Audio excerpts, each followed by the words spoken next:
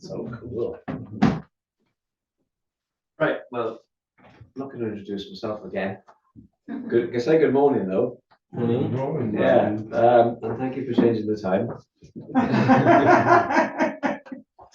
Much appreciated. What I thought I'd do with this session, which is to concentrate on Dylan's childhood. I've been with you during the day yesterday and answering questions, hearing you ask questions, and some of the places that I know you've been to. This is going to be a kind of a catch-all for all that. But the whole thing in context of this house and Dylan's time here. So I'll just give the story of Dylan's time in this house, which might creep a little bit out of his childhood because he was, as we said yesterday, 23 when he left.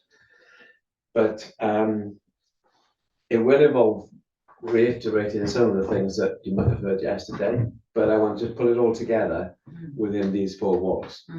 That's the plan. The Thomases moved in August 1914. It was a brand new house. They were the first people to live here. So before I mention anything about the family, let's just stop and think about that fact, that 6 houses of this size and of this nature were built here in 1914. So that says a lot about the area to start with. This is where the money on the back of the heavy industry that Swansea developed on was settling. This was the suburbia. This was an up and coming area. And to have 6 houses of this nature, you've seen the house now, says a lot about how much money was being spent here, basically. Somebody was asking me yesterday about electricity in the house. Well, when it was advertised for sale, it was advertised for sale with this brand new innovation of part electricity, which meant that most of the house was gas powered, the lamps, etc. But there were some electric sockets. And to have electricity built into a domestic place in Swansea in 1914 was extremely rare. So it was a modern house as well as a new house. And that is a good symbol of the area that the Thomases moved into. However, DJ Thomas, as you might have picked up yesterday, was a teacher. And there is no way in the world that a teacher would be able to afford a house in the area I've just described. But he moved in. So how? Basically, there's a how and a why. I'll start with a why. The why goes back to what we also referred to yesterday, the university days of DJ Thomas, Dylan's dad. As Matt said, that DJ Thomas studied English and had a really high qualification. First class honours degree in English, the only one in Wales that year. Wales had 3 universities at that time. So he was, he wasn't daft. He was a gifted academic, was old DJ. And the custom would have been for him, as for others, especially with that kind of qualification, and more than that, his desire was to be a university lecturer. And he thought he'd done everything that was needed to be done to be one. But it didn't happen. He was turned down for university posts that he tried for. And the reason for that, it became apparent, was because he was the son of a man who worked on the railway. There was a definite kind of class barrier, a glass ceiling, and the university powers that be did not want the sons of working class men in their corridors. They wanted the sons of fellow professionals, doctors, solicitors, whatever. So DJ was kind of miffed, annoyed, aggrieved, bitter, all of the above. And then he had to settle for what was for him the second best. which was to teach boys in the grammar school. It's not where he wanted to be. It's not what he wanted to do, but that's how it turned out. So that, when he started teaching, Swansea Grammar School was a second school, but the main school he taught in, Swansea Grammar School, that was always in the back of his mind, almost, I shouldn't be here. I shouldn't be here. So when he met Florrie, his wife, when they moved to a couple of different rented accommodation and houses in Swansea, when they had Nancy, their daughter, that was always eaten away. Come 1914, they are able to consider a house such as this because they had an inheritance of £150. So this house was for sale for the huge sum of £500. And so having a £150 inheritance, they then only need a mortgage for £350. And that's how a teacher was able in the end to make a bid for this house in such an area. So that's the how and the why of the Thomases ending up in this house.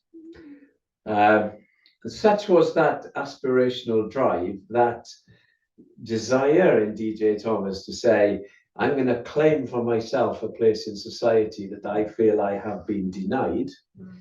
That drive was so strong, when they moved in, he did not hire just one maid, he hired 2 maids, stretching their family finances quite considerably, because getting here was enough of a stretch. They got by, they paid the butcher one week, the grocer the week after, the baker the week after, but he wanted maids. That kind of added to what he was trying to create. One maid came in on a Monday to wash all the clothes, and another maid came in Monday to Friday to cook and to clean. So this is the world that is being created by the Thomases in August, September 1914, right at the start, of course, of World War I. It's a family moving in, mum, dad, and daughter, 2 maids, brand new house, up and coming area. Good morning. How are you? How are you?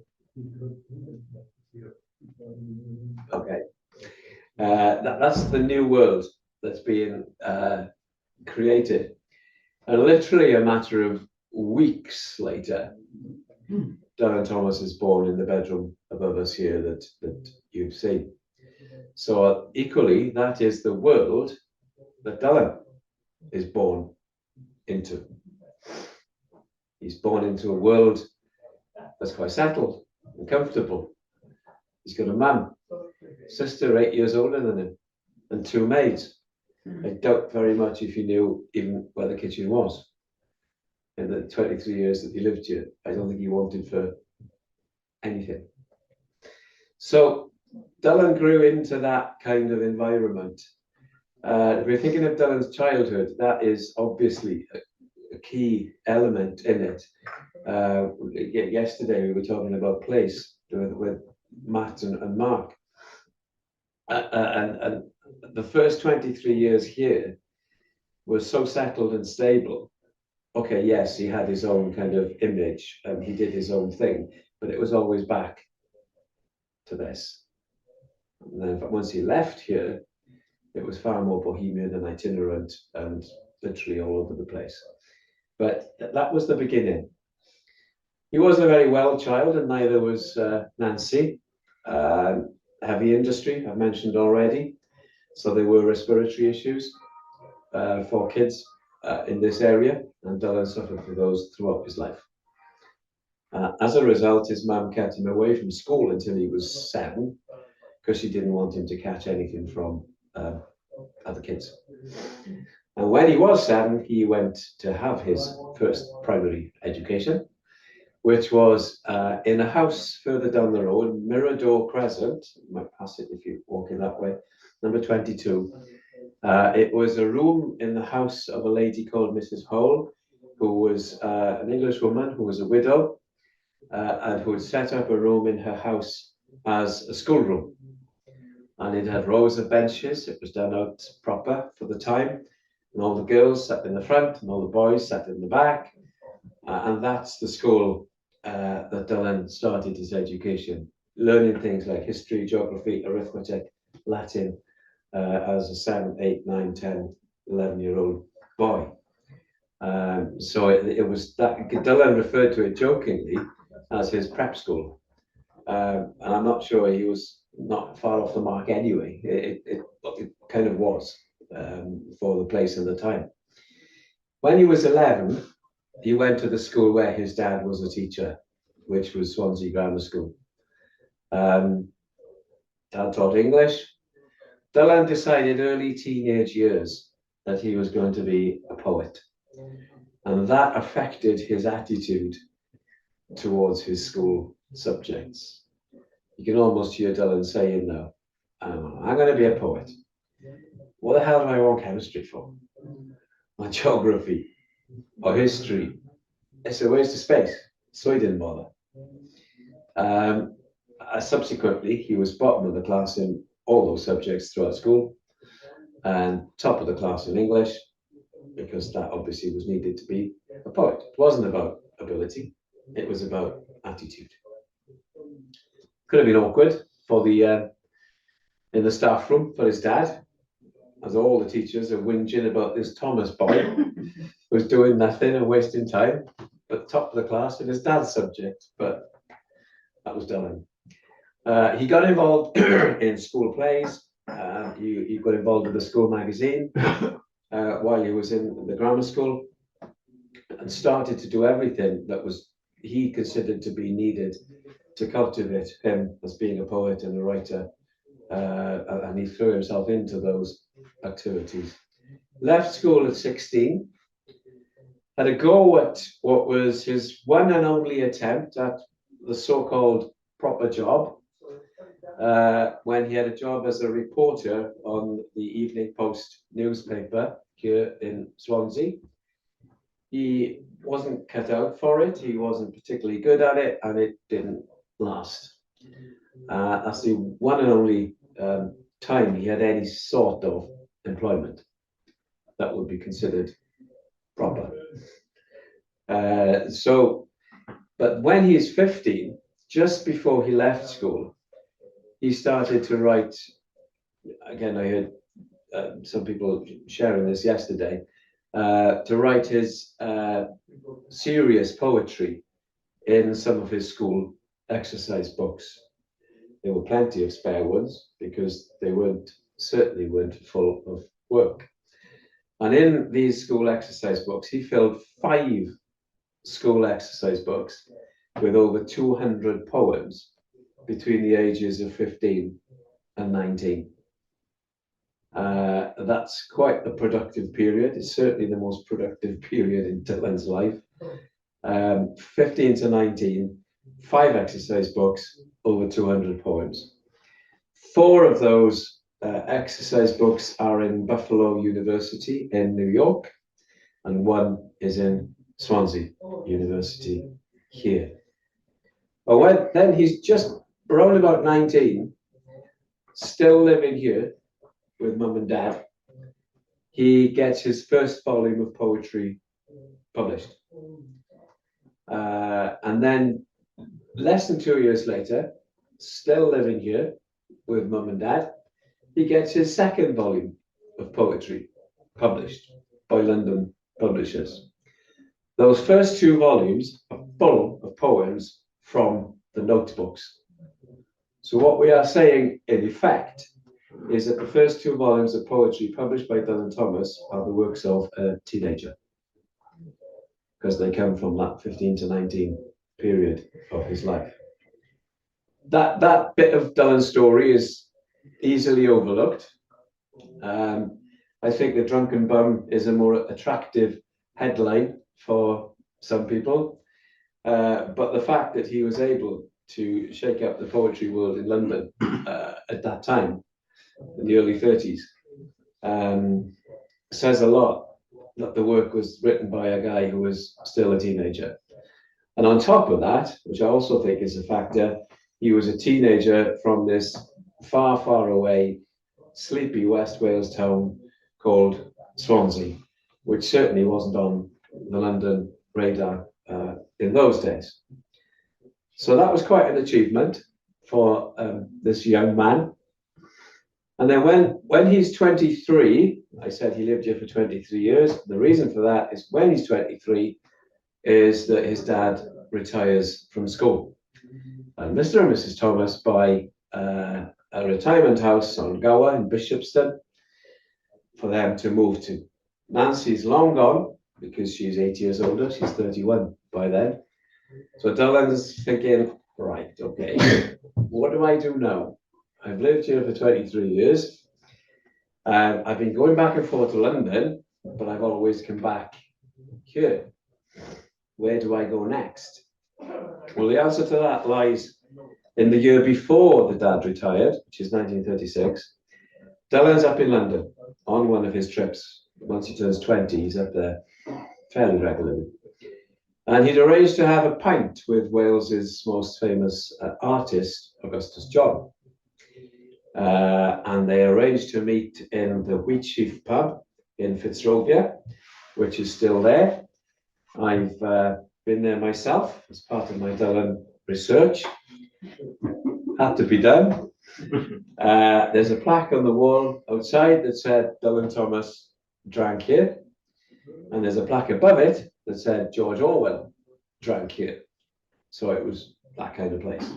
And he was there to meet Augustus John. Dylan walked in, saw Augustus in the corner with his girlfriend. And Dylan was instantly smitten by Augustus John's girlfriend. Oh, no. Oh, yes. And he went straight up to her. And he put his head on her lap. And he looked up into her face and he said, "You are beautiful. I love you. I'm going to marry you." As far as I'm aware, it's not the traditional Welsh butterfly. If it is, it's one I missed out on. Especially with her boyfriend sitting next to him. They stay there, they have drinks together. And then at the end of the evening, Dylan and this lady, who was Caitlin McNamara, leave the Wheatsheaf, and Dylan and Caitlin check into a hotel together where they stay for a week. At the end of the week, Dylan sent the bill for the hotel to Augustus John. That is cheeky. That is really cheeky. Do you know what? I got your girlfriend and here's the bill. Yeah. So he was together with Caitlin in 1936. So come 1937, when the dad retired, they'd been together around about a year. And if you've seen the marriage certificate on the table in the living room in there, that's the year that Dylan and Caitlin get married. So 37, the house is empty of Thomases. Dylan starts that next period of his life, which, as I've already said, could not be in more stark contrast to the first 23 here. What did he get while he was here? Well, stability, certainly. You're in one house with your mum and dad, your sister. The sister was here for a long part of that. The maids, you get that kind of stable lifestyle. To give him the platform or the foundation to go and be the image of the poet that he would have been out and about in the Uplands and in the Mumbles, and there's many visits to Rossilly where you're going next. He'd have that freedom and that background to fall back on all the time. He loved to borrow his sister's scarves and wear them as a cravat, and her silk shirts and his woolen jackets. He was cultivating an image throughout the time he was here. And yesterday I mentioned Cwmdonkin Park, which you will see at some point, I can't remember when, tomorrow I think. And as I said yesterday about the park, I mean, that for me is a huge influence on him, because he had 23 years of going back and forth to that park, where he would have seen so many different things over 23 years. And it turned out that of all the works that Dylan had published, you can trace 2/3 of it back to this house, which makes it by far the most important building in Dylan's story.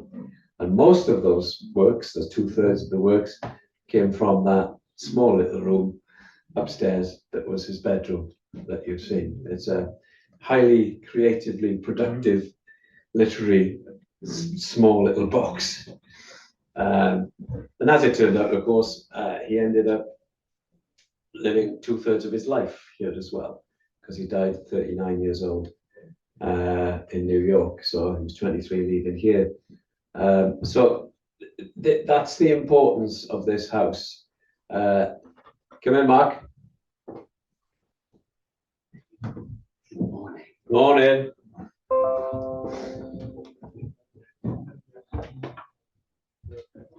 Yeah, so that's the importance of that sentence. That's the importance of this, is bringing it down to a close. And I'm aware that I've just been talking about Dylan's time in this house and the 23 years that he lived here, basically.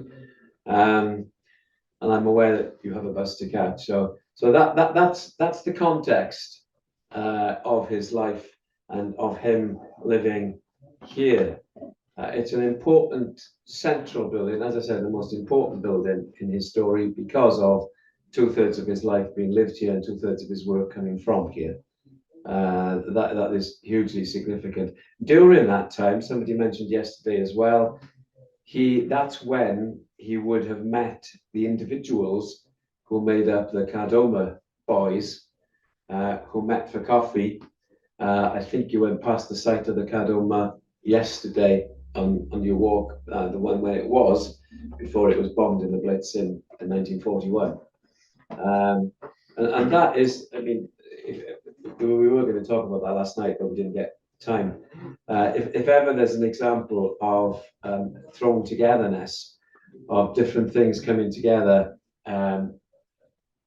randomly almost, is the way that those boys kind of met each other. And they end up meeting for coffee regularly in the Cardoma.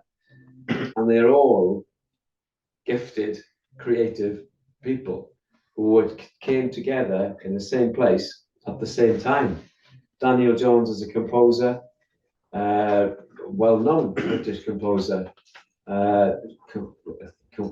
composed about 13 symphonies, as far as I remember. Mervyn Levy, who he was in the primary school with in Mirador Crescent down here, he was an artist. Alfred James was an artist. Mervyn Levy was probably the first television artist. He had a series on TV in the 1950s called Painting for Housewives, which is yeah, rather quaint little name. But he was one of the Cardoma gang. Charles Fisher was another one who worked with Dylan on the Evening Post briefly. And then Vernon Watkins was a poet, some would argue, on his day, who could write stuff as good as Dylan did. And they all just came together. He was in school with Vernon Watkins, in grammar school. He was in the private school with Mervyn Levy. He met Charles Fisher in the Evening Post, and they all were published and known outside of Swansea. It was quite a creative gang, and they say they met for coffee and discussed Einstein and Garbo and sex and death, amongst other things. And that is quite a remarkable development while he was living here.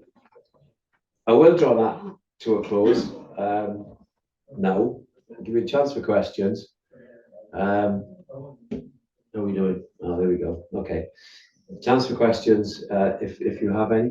I've got a question. You say that it's a sort of creative gang, and it was really extraordinary how these creative people with different types of creativity came together. Do you think it was do you think it might have been the sort of post-war revolution that was literally going on socially and culturally as a result of the end of the First World War? First World War, yeah. Yeah. That was enabled that to happen.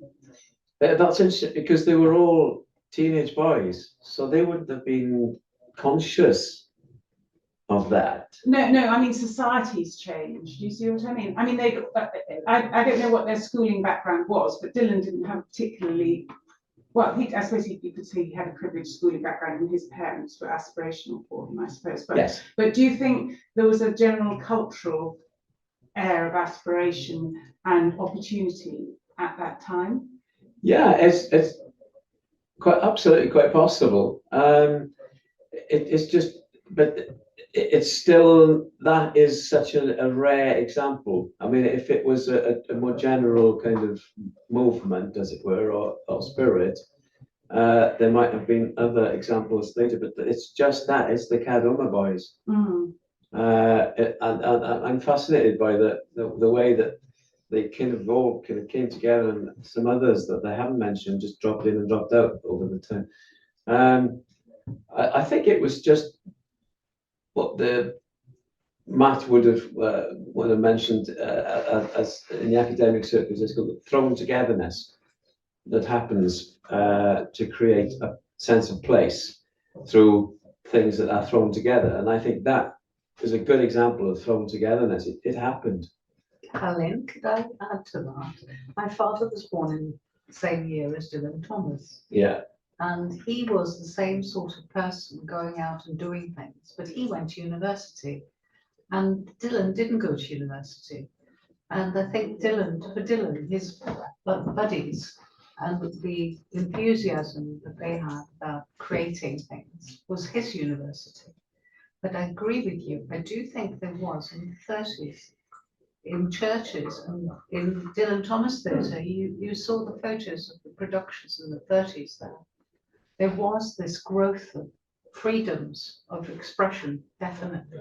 And this is a very different example, but through the 1930s, they built outdoor swimming lidos. There was an interest in sort of freedom and health and development, and a reaction to the terrible losses and experiences in the First World War. And in just possibly a sort of energy of change and self-expression could come out of that. Yeah, because the group was so diverse. Vernon Watkins worked in a bank all his life, Right.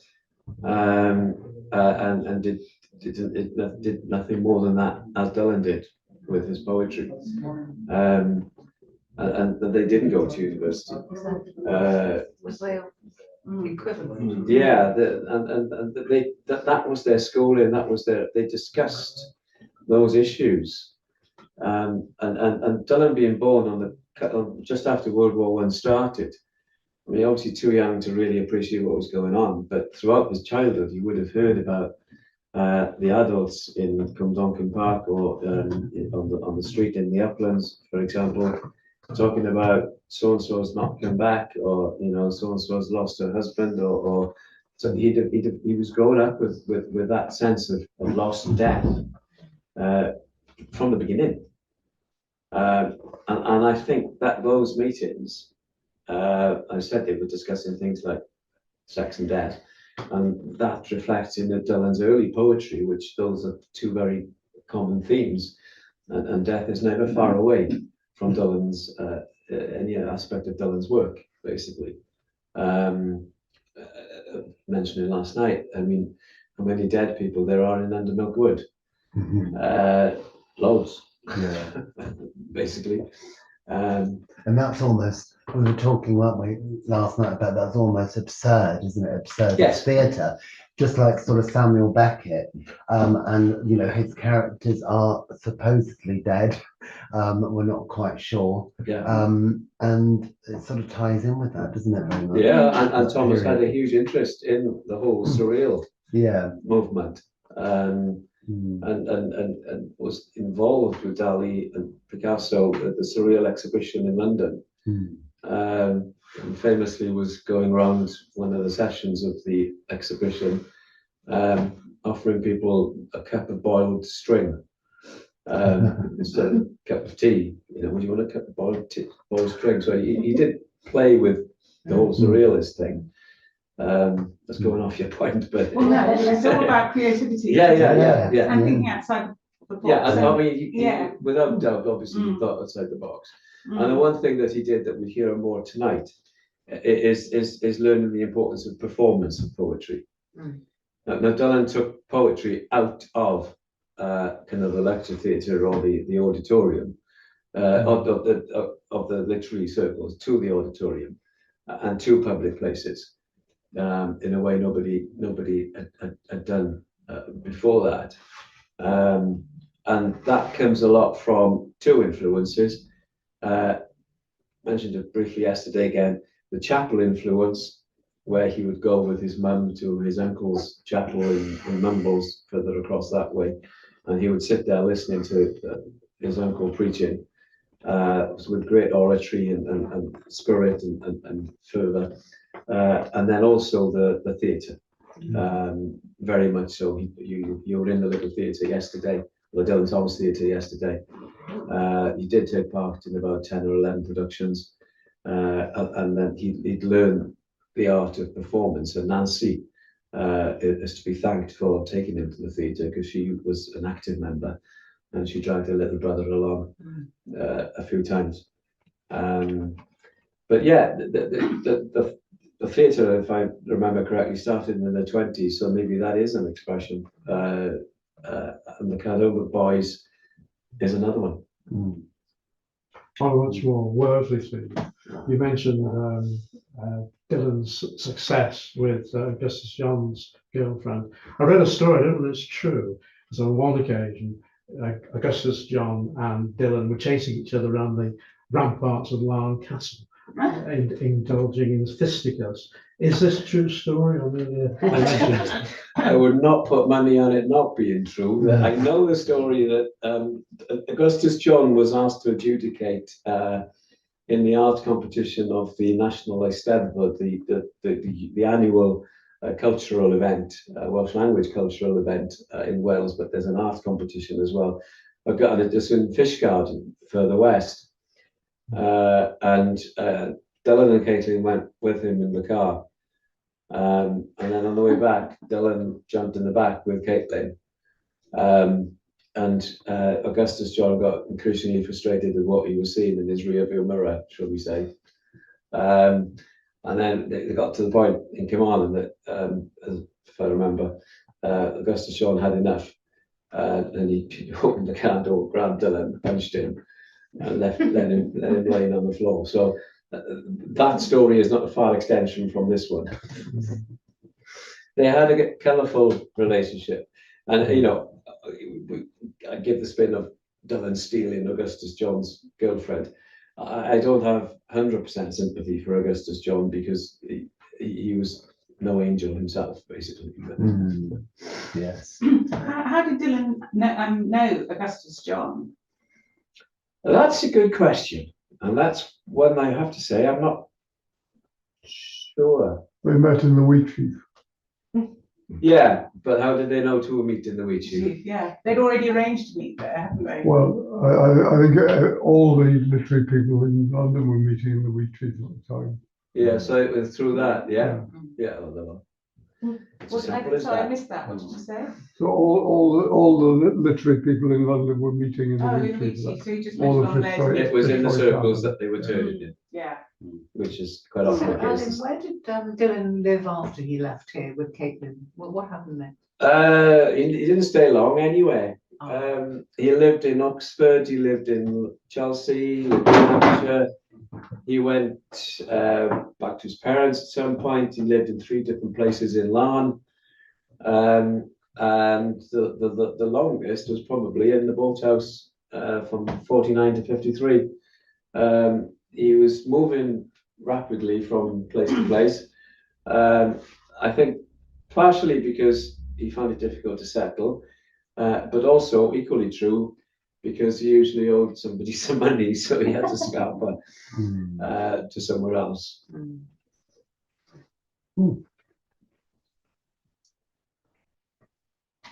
Any other?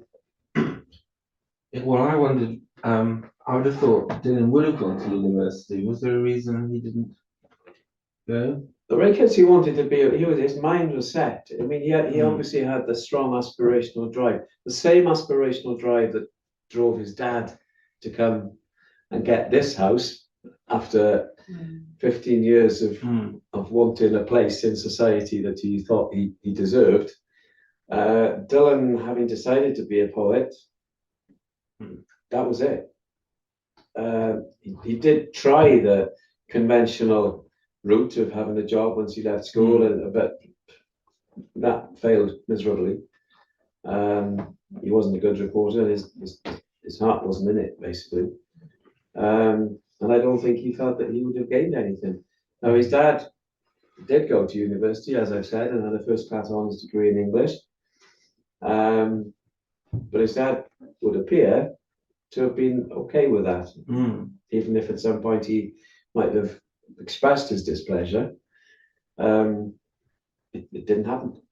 I mean, to some extent, Dylan's father must have felt a bit disillusioned with university and what it subsequently gave passport to him. You know, he may have had some bitterness against the educational system as a result of that. Yeah. So even though by then he was actually one of the professionals that the university people would have accepted the children of. Yes. Because he was a teacher. Yes. Yeah, but still he was possibly. I'm just meandering here. Yeah. Well, it didn't happen. So yeah. But his dad was happy to encourage him to be a poet. And his dad wrote poetry and soon had to get to the point of realizing that his boy was better than him. Oh. He certainly proved himself very early on with those 2 published volumes, didn't he? So that must have taken the pressure off him. Yeah, and they were the ones of critical acclaim. He published 5 volumes of poetry. The kind of the #1 album, if you like, the overnight success he'd worked for years to achieve was his 1946 Deaths and Entrances. Deaths and Entrances again. Again, there's that theme again. And that's 1946. That's right after the end of the war. So that theme is very much playing on his mind. But that was huge public success. The others were more critical success, but that one was really well received, and thousands of copies of that one were sold. Do you have any information about his work as a war correspondent? Well, he was writing scripts for films. In the 40s? He was writing scripts for films, propaganda films, writing scripts. Yeah, I mean, to get money, basically. But yes, he did write many film scripts as well. But he wasn't a war correspondent. No, not in the way we would classically understand that Right. term. I mean, he was a script writer. Was that his friend Winford Lord Thomas? He was a war correspondent. Yes, he was. Yeah, very much so. Early pioneer of broadcasting in Wales and one of the leaders of TWW, one of the first. Was he one of the cards on the box? No, he wasn't, as far as I'm concerned. Because I understand. Area, though. Yeah. But Winford, he worked for the BBC a great deal. And one of the Cardona, just to add to that conversation, was his close friend Bert Trick, who was a grocer from here, but a very educated grocer, and one predominantly who did so much to encourage Dylan to do something with his poetry, instead of keep it all to himself. Bert Trick was one of that gang, but not Winford wasn't. No. There's an element of his occupation here. His mother and father both spoke Welsh. Yes. But he was never encouraged to speak Welsh. He spoke Welsh, I would say, until he was about 8, 9, 10 years old. There's a copy of the 1921 census on the table out there that DJ Thomas had filled in for the 4 household members, and he puts against all 4 that they were Welsh speaking. So, and that I've always argued that, and I was so glad when that census came out because I could have some documented evidence to back up my theory. Because he came from Carmarthenshire, from East Carmarthenshire, the family background. It is predominantly Welsh speaking, agricultural Both sets of grandparents were Welsh speaking. His parents were Welsh speaking. There's no way in the world that he would not have had an awareness of Welsh and then spoken Welsh here in the house. But then, because of the spirit of the age, and it was a very strong move at the time that English is the language of progress. And the flip side of that is that Welsh is detrimental. Welsh will hold you back. Get rid of this native tongue. And there are many people in my own family going back who the parents spoke Welsh, but their children didn't, because the parents realized, oh, well, we're not going to pass this on because it will hold our little boy or little girl back from progressing. Dylan would have got to that point, and his dad would have realized, right, okay. And then his dad sent him to elocution lessons so that he'd develop the voice that you're familiar with if you've heard him speak.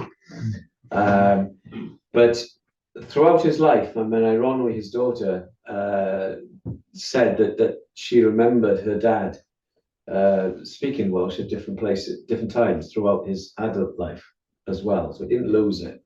And then the influence of Welsh, as was referred yesterday, on some of his work, and the strict meter that's characteristic of a lot of Welsh poetry is to be seen quite clearly.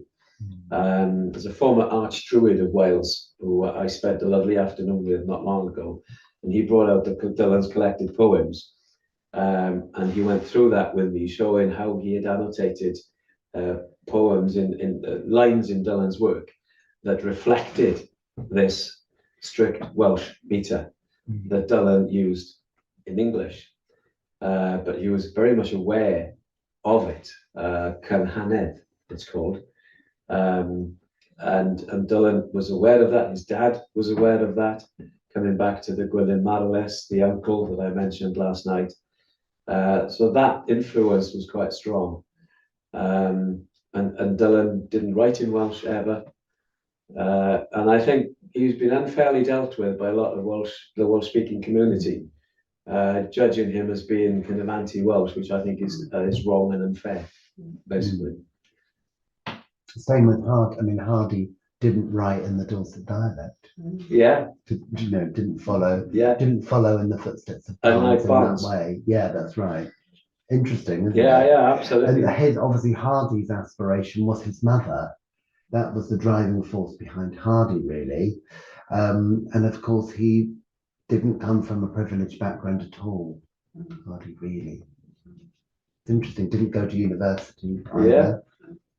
Yeah. Interesting, isn't it? But so he didn't go to, but he was a qualified architect. But you could do that without university then. Yeah, in those that's days, right. In obviously. those days, it was quite different. Yeah. You know, they weren't the poorest of the poor, but they were pretty poor.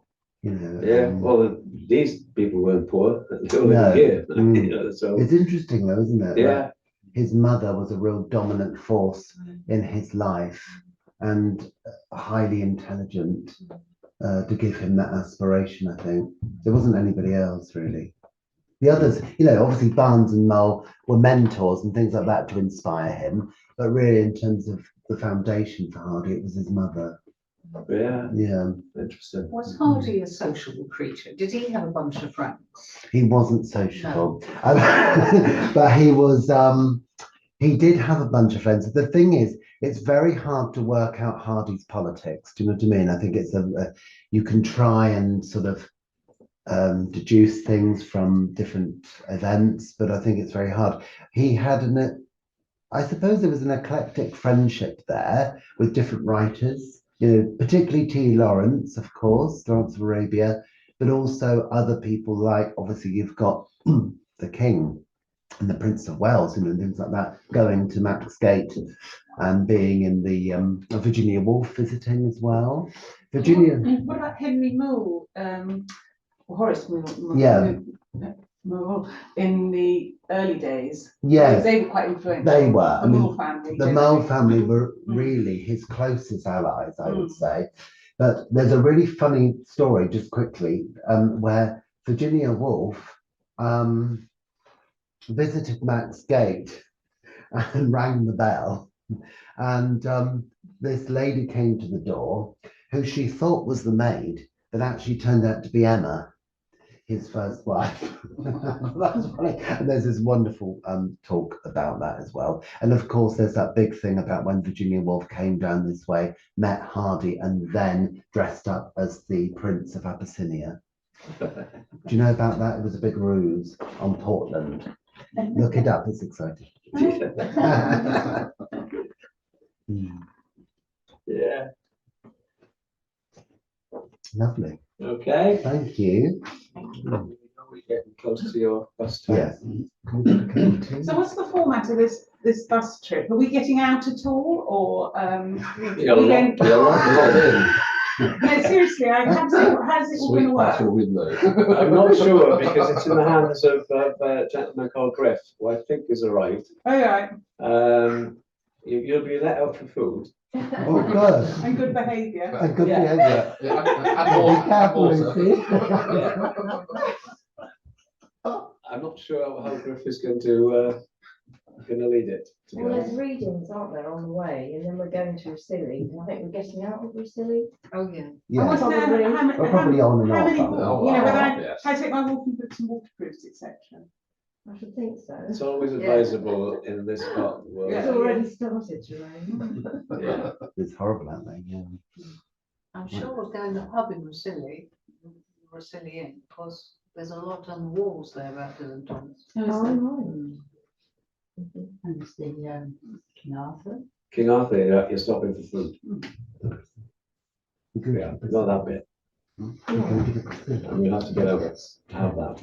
Yes. Well, enjoy your day. I'll see you Thank you very back here later. Thank you. Thanks very much.